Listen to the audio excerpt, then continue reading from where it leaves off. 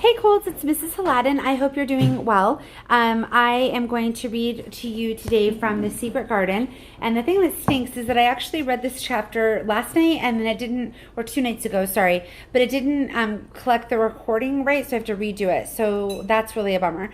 So we're going to reread chapter 2, which is called Mistress Mary Quite Contrary. And I wanted to go back because last time I read this from this book, I read chapter 1, and it was about how the whole family, Mary's whole family, died from cholera.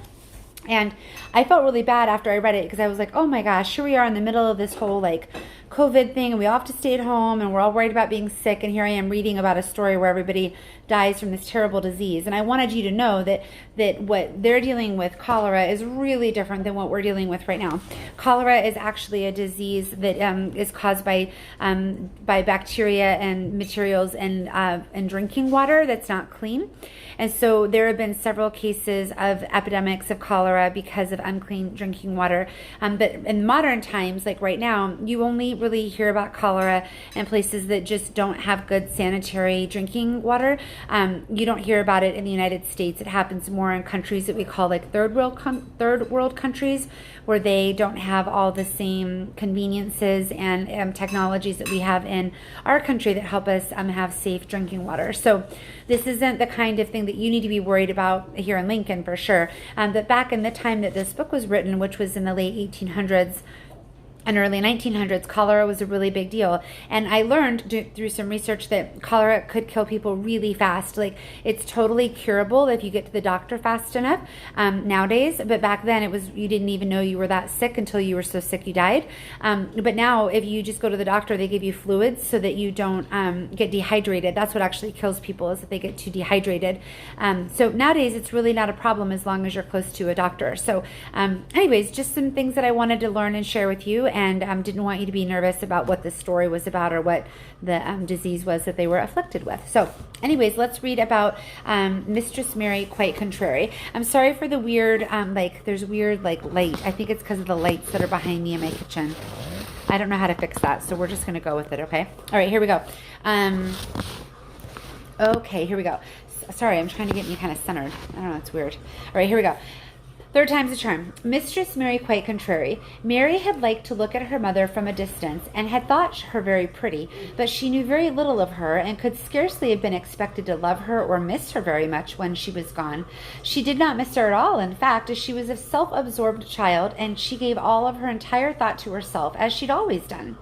If she had been older, she would no doubt have been very anxious at being left alone in the world, but she was very young, and as she'd always been taken care of, she supposed she always would be. What she thought was that she would like to know if she was going to nice people who would be polite to her and give her her own way, as her ayah and other native servants had done. She knew that she was not going to stay at the English clergyman's house where she was first taken. She didn't want to stay. The English clergyman was poor, and he had 5 children, nearly all the same age, and they wore shabby clothes and were always quarreling and snatching toys from each other. Mary hated their untidy bungalow and was so disagreeable to them that after the first day or 2, nobody would even play with her. By the second day, they had given her a nickname which made her furious. It was Basil who thought of it at first.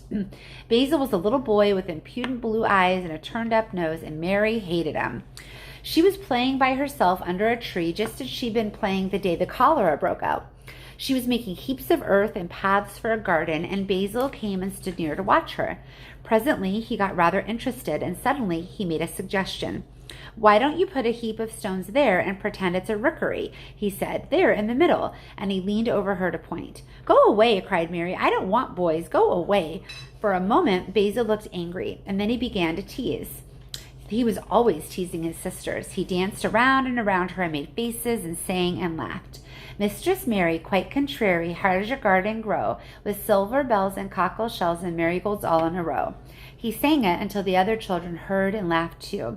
And the crosser Mary got, the more they sang Mistress Mary Quite Contrary. And after that, as long as she stayed with them, they called her Mistress Mary Quite Contrary when they spoke of her to each other, and often when they spoke to her. "You're going to be sent home," Basil said to her at the end of the week, "and we're glad of it." "I'm glad of it too," answered Mary. "Where is home?" "She doesn't know where her home is," said Basil with a 7-year-old scorn. "It's England, of course. Our grandmama lives there, and our sister Mabel was sent to her last year. You're not going to your grandmama. You have none. You're going to his uncle. His name is Mr. Archibald Craven." "I don't know anything about him," snapped Mary. "I know you don't," Basil answered. "You don't know anything. Girls never do. I heard Father and Mother talking about him. He lives in a big, great, desolate old house in the country, and no one goes near him. He's so cross he won't let them, and they wouldn't come if he did let them. He's a hunchback, and he's horrid." "I don't believe you," said Mary, and she turned her back and stuck her fingers in her ears because she would not listen anymore. "Hold on, Colts. Hey, Luke. Reading a story. Thanks. Sorry, my older son is playing Fortnite, and he's, I don't know, very excited about something. So let's get back to our story. But she thought it over a great deal afterward, and when Mrs. Crawford told her that night that she was going to sail away to England in a few days and go to her uncle, Mr. Archibald Craven, who lived at Misselthwaite Manor, she looked so stony and stubbornly uninterested that they didn't know what to think about her.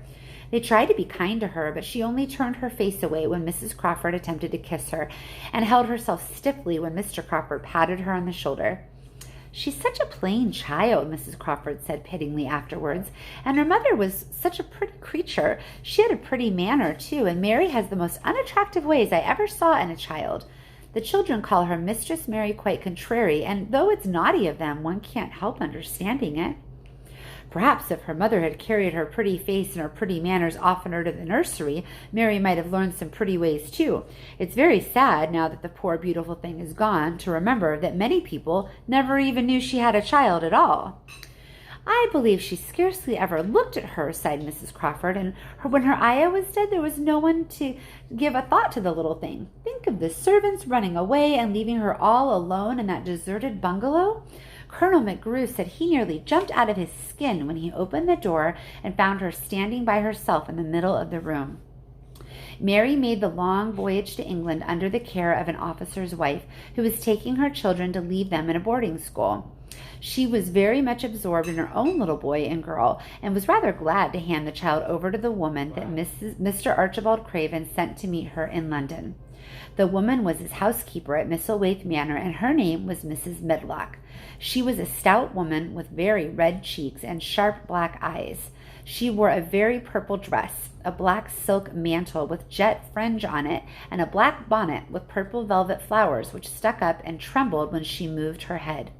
Mary did not like her at all, but she would very seldom liked people that were nothing. She very seldom liked people. There was nothing remarkable in that. Besides which, it was very evident Mrs. Medlock didn't think much of her. "My word, she's a plain little piece of goods," she said, "and we had heard her mother was a beauty. She hasn't handed down much of that, has she, ma'am?" "Perhaps she'll improve as she grows older," the officer's wife said good-naturedly. Were she not so sallow and had a nicer expression? Her features are rather good. Children alter so much. "She'll have to alter a good deal," answered Mrs. Medlock, "and there's nothing likely to improve children at Misselthwaite, if you ask me." They thought Mary was not listening, because she was standing a little apart from them at the window of the private hotel they had gone to. She was watching the passing buses and cabs and people, but she heard quite well and was made very curious about her uncle and the place he lived in. What sort of place was it, and what would he be like? What was a hunchback? She'd never seen one. Perhaps there were none in India. Since she'd been living in other people's houses and had no ayah, she'd begun to feel lonely and to think queer thoughts which were new to her. She'd begun to wonder why she never seemed to belong to anyone, even when her father and mother had been alive. Other children seemed to belong to their fathers and mothers, but she'd never really seemed to be anyone's little girl. She had servants and food and clothes, but no one had taken any notice of her. She did not know if this was because she was a disagreeable child, but then, of course, she did not know that she was disagreeable. She often thought that other people were, but she did not know that she was so herself. She thought Mrs. Medlock the most disagreeable person she had ever seen, with her common, highly colored face and her common, fine bonnet. By the way, a bonnet is another word for a hat. When the next day they set out on their journey to Yorkshire, she walked through the station to the railway carriage with her head up and trying to keep as far away from her as she could because she didn't want to seem to belong to her. It would have made her angry to think that people might imagine that she was her little girl. But Mrs. Medlock was not the least disturbed by her and her thoughts. She was the kind of woman who would stand no nonsense from young ones. At least that's what she would have said if she'd been asked. She had not wanted to go to London when her sister Maria's daughter was going to be married, but she had a comfortable, well-paid place as housekeeper at Misselthwaite Manor, and the only way in which she could keep it was to do at once what Mr. Archibald Craven told her to do. She never dared even ask a question. Captain Lennox and his wife died of the cholera, Mr. Craven had said in his old, short, cold way. Captain Lennox was my wife's brother, and I am their daughter's guardian. The child is to be brought here. You must go to London and bring her yourself. So she packed her small trunk and made the journey. Mary sat in the corner of the railway carriage and looked plain and fretful. She had nothing to read or look at. She'd folded her thin little black-gloved hands in her lap. Her black dress made her look yellower than ever, and her limp, light hair straggled from underneath her black crape hat. The more marred-looking young one I never saw in my life, Mrs. Medlock thought. Marred is a Yorkshire word that means spoiled and pettish. She had never seen a child who sat so still without doing anything, and at last she got tired of watching her and began to talk in a brisk, hard voice. I suppose I might as well tell you something about where you're going to, she said. Do you know anything about your uncle? No, said Mary. Never heard your father and mother talk about him? No, Mary said, frowning. She frowned because she remembered that her father and mother had never talked to her about anything in particular. Certainly they never told her things. Muttered Mrs. Medlock, staring at her unresponsive little face. She did not say any more for a few moments, and then she began again. I suppose you may as well be told something to prepare you. You're going to a strange place. Mary said nothing at all, and Mrs. Medlock looked rather discomfited by her apparent indifference, but after taking a breath, she went on. Not that it's a grand, big place, in a gloomy way, and Mr. Craven's proud of his way, and that's gloomy enough too. The house is 600 years old, and it's on the edge of a moor, and there's near 100 rooms in it, although most of them shut up and locked, and there's pictures and fine old furniture and things that's been there for ages. There's a big park around it, and gardens and trees with branches trailing to the ground, some of them. She paused and took another breath. But there's nothing else, she ended suddenly. Mary had begun to listen in spite of herself. It all sounded so unlike India, and anything new rather attracted her. But she did not intend to look as if she were interested. That was one of her unhappy, disagreeable ways. So she sat still. Well, said Mrs. Medlock, what do you think of it? Nothing, she answered. I know nothing about such places. That made Mrs. Medlock laugh a short sort of laugh. She said, but you're like an old woman. Don't you care? Doesn't matter, said Mary, whether I care or not. You're right enough there, said Mrs. Medlock. It doesn't. What you're to be kept at Misselthwaite Manor for, I don't know, unless it's because it's the easiest way. He's not going to trouble himself about you, that's sure and certain. He never troubles himself about anyone. She stopped herself just as she'd remembered something in time. He's got a crooked back, she said. That set him wrong. He was a sour young man and got no good of all his money and big place till he was married. Mary's eyes turned toward her in spite of her intention to seem not to care. She had never thought of the hunchback being married, and she was a trifle surprised. Mrs. Medlock saw this, and as she was a talkative woman, she continued with more interest. This was one way of passing some time at any rate. She was a sweet, pretty thing, and he'd have walked the world over to get her blade of grass she wanted. Nobody thought she'd marry him, but she did, and people said she married him for his money, but she didn't. She didn't. Positively, when she died, Mary gave a little involuntary jump. Oh, did she die? She exclaimed, without meaning to. She just remembered a French fairy story she had once read called Riquet à la Houppe. It was about a poor hunchback and a beautiful princess, and it made her suddenly sorry for Mr. Archibald Craven. Yes, she did die, Mrs. Medlock answered, and it made him stranger than ever. He cares about nobody. He won't see people. Most of the time he goes away, and when he's at Misselthwaite, he shuts himself up in the west wing, and he won't let anyone but Pitcher see him. Pitcher's an old fellow, but he took care of him when he was a child and knows his ways. It sounded like something in a book, and it did not make Mary feel cheerful. A house with 100 rooms, nearly all shut up with the doors locked. A house on the edge of a moor, whatsoever a moor was, sounded dreary. A man with a crooked back who shut himself up also. She stared out the window with her lips pinched together, and it seemed quite natural that the rain should have begun to pour down in gray slanting lines and splash and stream down the window panes. If the pretty wife had been alive, she might have made things cheerful by being something like her own mother, and by running in and out and going to parties as she had done in frocks full of lace. But she was not there any more. "You needn't expect to see him, because 10 to 1 you won't," said Mrs. Medlock, "and you mustn't expect that there'll be people to talk to you. You'll have to play and look about after yourself. You'll be told what rooms you can go into and what rooms you are to keep out of. There's gardens enough, but when you're in the house, don't go wandering and poking about. Mr. Craven won't have it." "I shall not want to go poking about," said sour little Mary, and just as suddenly as she'd begun to be rather sorry for Mr. Archibald Craven, she began to cease to be sorry at all, and to think he was unpleasant enough to deserve all that had happened to him.